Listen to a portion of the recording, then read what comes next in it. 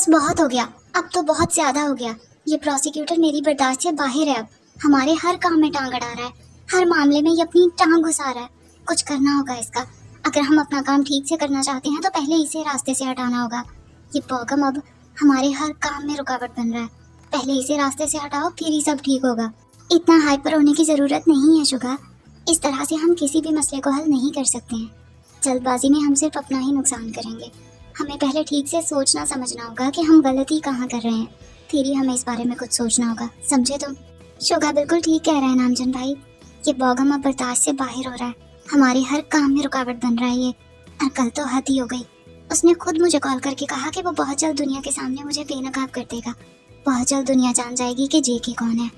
अब बहुत हो गया नामजन भाई, इसका कुछ सोचना होगा इससे पहले कि देर हो जाए। अच्छा ठीक है, तुम लोग शांत हो जाओ, मैं कुछ सोचता हूँ इस बोगम के बारे में। सोचना क्या है नामजन भाई, मैं तो कहता हूँ वही करते हैं जो हम हमेशा से करते आए हैं, मार देते हैं। किसी को कुछ पता भी नहीं चलेगा।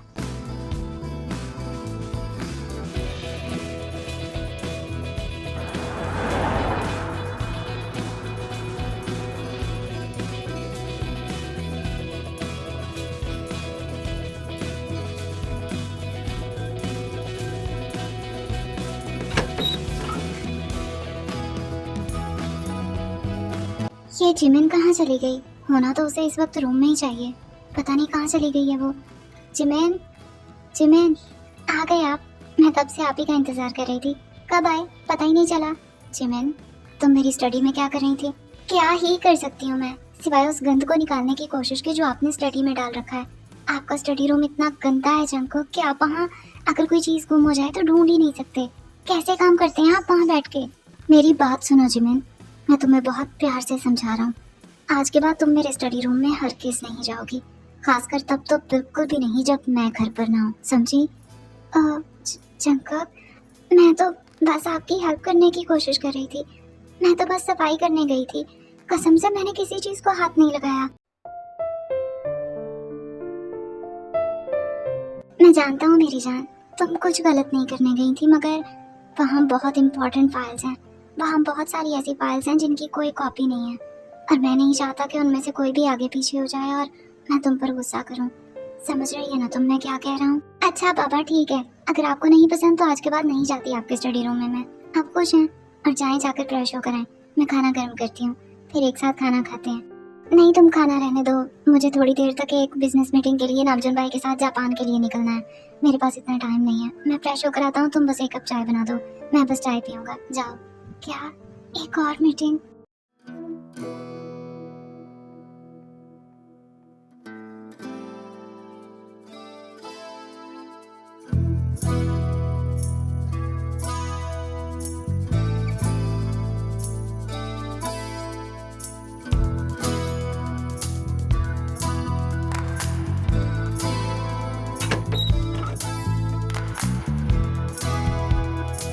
क्या बना डील का? हो गई? जी बॉस, हमारी डील तो फाइनलाइज हो गई है, मगर मुझे एक बात का डर है, कहीं वो प्रोसिक्यूटर बोगम कुछ गलत ना करते। कहीं हमारी डील कैंसिल ना हो जाए या फिर हमारी शिपमेंट पकड़ी ना जाए किसी तरह। तुम उसकी फिक्र छोड़ दो और बस माल की डिलीवरी पे फोकस करो। किसी भी तरह से तुम्हें वो सारा माल यहाँ तक लाना है, वरना हमें बहुत नुकसान होगा। और वो प्रोसिक्यूटर, उसके बारे में हर लम्हे की खबर रखो। मुझे हर पल की रिपोर्ट चाहिए उसकी। समझ गए तुम? जी बॉस, मैं समझ गया। वैसे कभी कभी मुझे लगता है कि तुम्हें शादी नहीं करनी चाहिए थी। शादी से पहले तुम एक अच्छे खासे एटीट्यूड वाले बंदे थे। तुम्हारी एक आंख से लोग डर जाते थे, और शादी के बाद उस लड़की का ऐसा रंग चढ़ा है तुम पे, इतने सॉफ्ट से हो गए हो। सच ही कहते हैं, मोहब्बत इंसान को नाकारा बना देती है। बकवास मत करो लीसा, कितनी बार कहा है उसके बारे में कुछ मत कहा करो। और ये बताओ, जो काम तुम्हें दिया था उसका क्या हुआ? किया? अरे जंकुक, तुम्हारे लिए तो जान भी हाजिर है, फिर काम क्या कर दिया है बाबा। लीसा जंकुक शुगार नामजुन के लिए काम करती है। ये एक बहुत अच्छी हैकर है। लीसा का इस दुनिया में कोई भी नहीं है। जंकुक ने उसे कुछ गुंडों से बचाया था, और उसके बाद से वो जंकुक के दिए हुए फ्लैट में ही रहती है। लीसा का इस स्टोरी में एक पॉजिटिव रोल है। ये जंकुक शुगार नामजुन को ही अपनी फैमिली मानती है, और ये तीनों भी इसे अपनी फैमिली मानते हैं। और लीसा बहुत अच्छी है।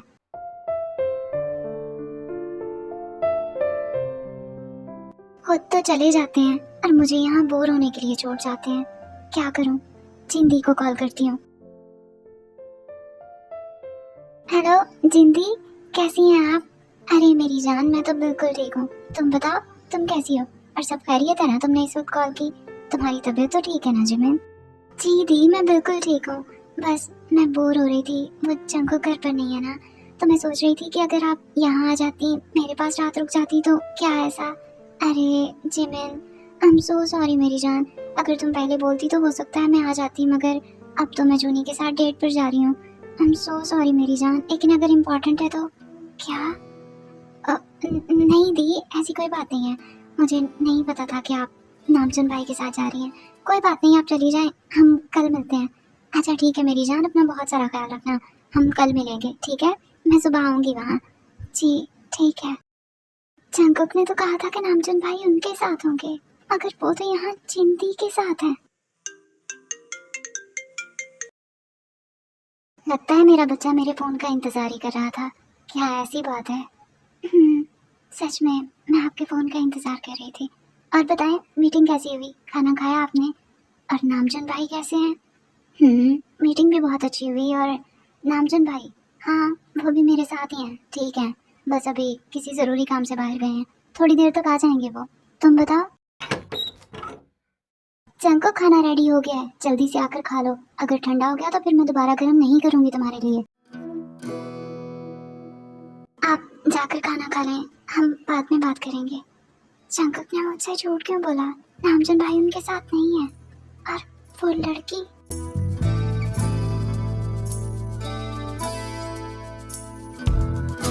आखिर क्या वजह हो सकती है इस सब की?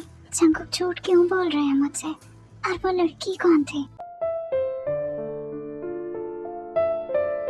I miss you so much मेरी जान। और लगता है मेरा बच्चा भी मुझे ही याद कर रहा था। जंकुक, आप इतनी जल्दी आ गए?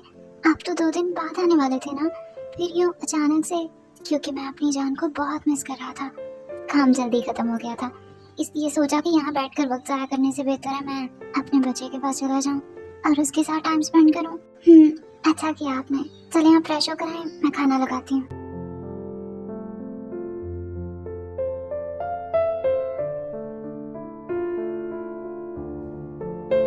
मैं कुछ भी समझ नहीं पा रही हूँ कि आपका असल चेहरा कौन सा है और आप झूठ कहाँ बोल रहे हैं।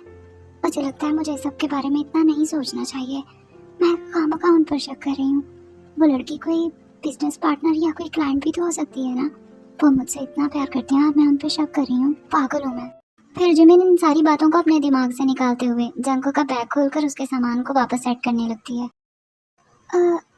ये बोर्डिंग पास पर जंकुक ने तो कहा था कि वो जापान जा रहे हैं, पर ये तो दुबई का बोर्डिंग पास है।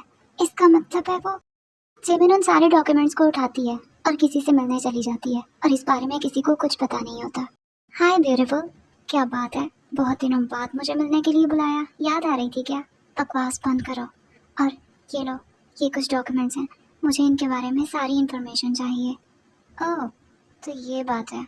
ठीक है, मिल जाएगी सारी इन्फॉर्मेशन, मगर इसमें थोड़ा सा टाइम लग सकता है। तो नहीं, तुम्हारे पास ज़्यादा वक्त नहीं है, सिर्फ 2 दिन।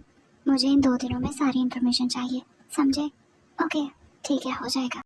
फिर जिमिन वो सारे डॉक्यूमेंट्स यूनजुन को देकर जैसे खामोशी से आई थी वैसे ही चली भी जाती है और किसी को कुछ पता नहीं चलता।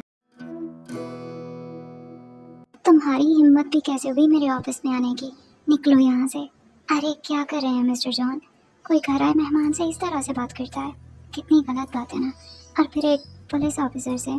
बिल्कुल ऐसे बात नहीं करनी चाहिए। ऑफिसर, अगर तुम मेरे हाथों मरना नहीं चाहते हो तो चुपचाप निकल जाओ यहाँ से, वरना तुम्हारी मौत आज ही होगी। मैंने सुना था कि जब शिकार जाल में फंसता है तो वो फड़फड़ाता है, मगर आज देख भी लिया। तुम लोगों के चेहरों पर ये बौखलाहट देखकर बहुत अच्छा लग रहा है मुझे, मगर मैं वादा करता हूँ तुम लोगों की मौत जरा आसान होगी, वादा है मेरा। ऑफिसर, तुम्हें चले जाना चाहिए, इसी में सबकी भलाई है। ठीक है, जा रहा हूँ, मगर मैं दोबारा आऊँगा और सारे सबूतों और गवाहों के साथ आऊँगा और दुनिया के सामने तुम्हारा असल चेहरा बेनकाब करके रहूँगा, समझे मिस्टर जेके? दफा हो जाओ यहाँ से और दोबारा शक्ल मत दिखाना अपनी।